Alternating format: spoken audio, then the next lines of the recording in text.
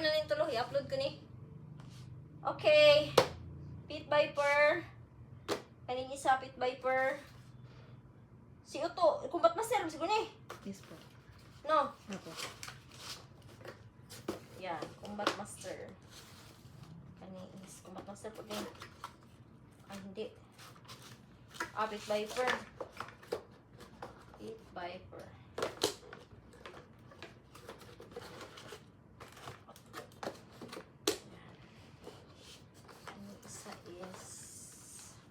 Viper gapon. Oh, wow. Yan. Hi, hello guys. Dasper tayo. Shoutout to Sir Rovel Yedo, isang Pit Viper. Ayan, Pit Viper na CO2 type ito guys. 4.5 mmBB. Ayan, shoutout Sir Rovel Yedo. Another Combat Master. Ito, Combat Master. 4.5 mm CO2. Shoutout to Sir Jonathan Gumbayan Jr. from Coronadal City. And another Pit Viper, 4.5 mm CO2 pistol. Shoutout to Sir L. Ferros. Ayan, pare-pareho silang taste tulo. Si Sir Rovel, si Sir Jonathan, at si Sir L. Ayan. So, unahon na to guys, si Sir Rovel Yedo, Pit Viper. Ayan, CO2. Muna siya iyahang tubil, muna yung magazine. So, pag magkinahanglan mong spare mag sir, natin available. 4.5 mm, ayan o. Steel BB. Ayan, ready? Firing.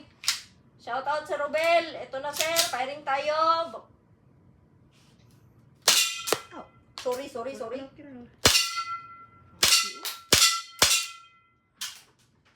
Grabe, nakasiro ba?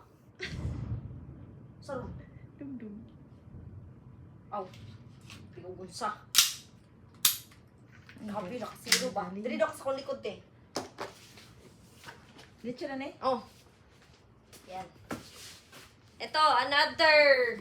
Combat Master na ni. Shoutout to Sir Jonathan. Firing natin guys ha. 4.5 mm gapo ni. Firing. Wow.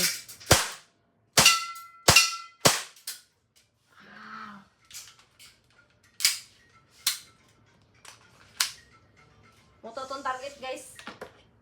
Uy, goggles dia. Uy, goggles dia te. Nalito sa. Look up na eh. Hindi ko nag-goggles. Pagod sa gabalan ko ba? Hardlock, pagod ko ba? Di na nato igo sa target. Another Pit Viper guys. Shout out Sir El Ferros. Ayan, firing sir.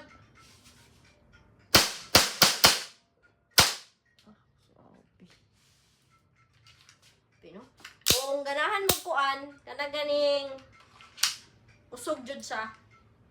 Kanya pang backup na lang ninyo ba, mga pang self-defense. Instead nga, syempre, dili tanan maka-acquire og L-top, dili tanan maka-acquire og real nga firearm. So, ang uban, magdala sila og kutsilyo sa pana diha. So, sa balay nila, muna ilahang mga backup ba, pang self-defense. So, I suggest guys na instead of knife, dili man tatanan gud kabalong gamit og kutsilyo, lisod na. Diba? Kailangan ba ni mo duulon para imong duslakon. So, kung pambalay-balay lang, dili lang ninyo siya i-travel. Ayan, for self-defense ba? Especially mga girls, kita mga babae. No? Dili man gyud tanan is na ay access sa L-top. Dili tanan ay access nga makapalit o tinuod nga pusil or firearm.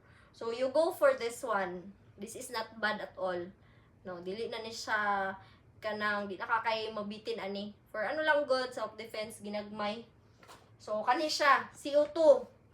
Built-in na po diyahang CO2 guys. So, pag naka-built-in ang CO2, then load na mo bala, that's ready to use na. Once you cock the gun, anyway, naman ni siya safety. Ayan. So, but then, I suggest yun, para manggid sa, for proper ano, but then, I suggest, no, na, kahit na, kuan siya, makonsider man gini siya as a toy gun, you go for a gun safety rules. Familiarize ang gun safety and then apply. Very important. Kasi kahit hindi siya tinuod nga pusil, pero harmful good gapon siya. Maigo siya sa lawas, tolerable siya sakit siya pero makaya ra, matolerate ra. What if maigo ang mga sensitive parts sa tong lawas, mata, 'di ba? Mga kuan, lisod na. So even though toy siya, diri sa mga gina-practice gid na mo actually ang gun safety rules, gina-apply na mo na siya. So mo gina siya ang tama kasi nga 'di ba, treat every gun as if it is always loaded. So pag abot ani, treat every gun as if it is real. Ayan, tunay siya kahit na kabalo to sa tong una-una nga dulaan ra siya. But then again, dili na to siya i-segregate sa tunay o sa dulaan. Diba?